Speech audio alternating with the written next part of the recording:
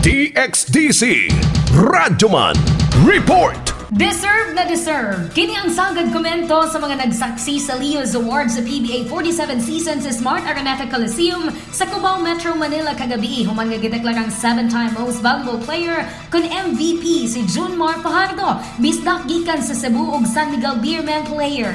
Kini sumay sa iyang maayo nga gipakita nga dula sa 47 season sa PBA Governors Cup.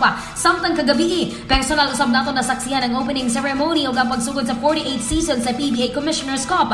Gipaila-ila pagbalik ang 12 teams sa PBA o ang ilang mga ambassadors dahil gisugdan sa first game sa Magnolia Hot Shots versus Talk and Text. Di nasakmit sa Magnolia ang kadaugan sa score nga 110-102. Gideklarang best player ang imports Hot Shots nga si Tyler Bay nga dunay 31 points.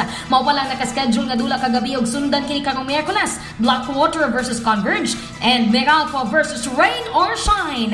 Gikan sa Smart Araneta Coliseum alang sa DXDC Sports. Ikaw, Jumanagans, Barbacona, Tatak Ogamen! RMN News, Diretso Balitang Metro Davao.